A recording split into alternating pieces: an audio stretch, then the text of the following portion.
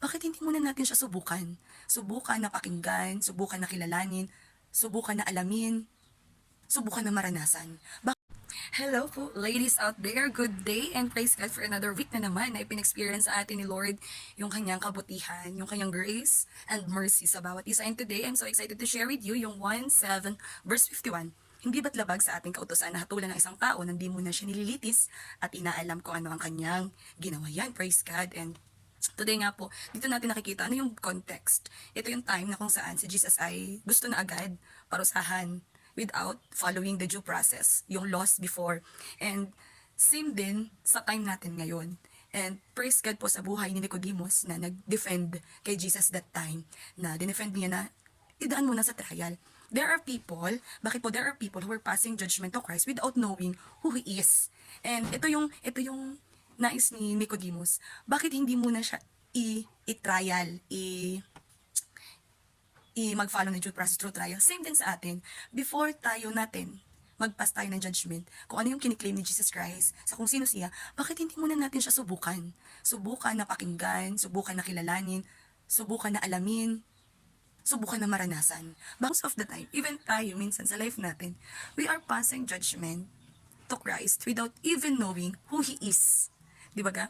Like for sa ibang tao, napakadali nating mag-judge, magpass ng judgment without even knowing what's the real score behind those actions or those situation na kanilang pinakaharap. And for us Christian, experience is the best evidence na ipinapakita sa atin ng Panginoon. Meron po ba tayong kilala na nagtiwala sa Panginoon Jesus fully, and then they failed, and then they lose hope, and then at the end they all get disappointed?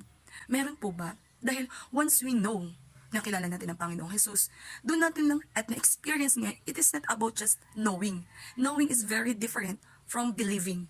And believing is very different from experiencing. At first, diba, we have to know who He is. And then we have to believe. And then lastly, we will experience. And through experience, doon natin makikita na, yes, He is true.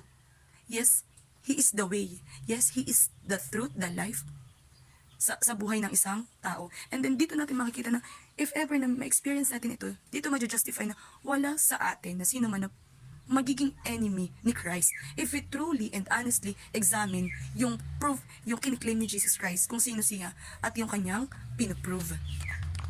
And we should not put away Christ until we find something better than Him.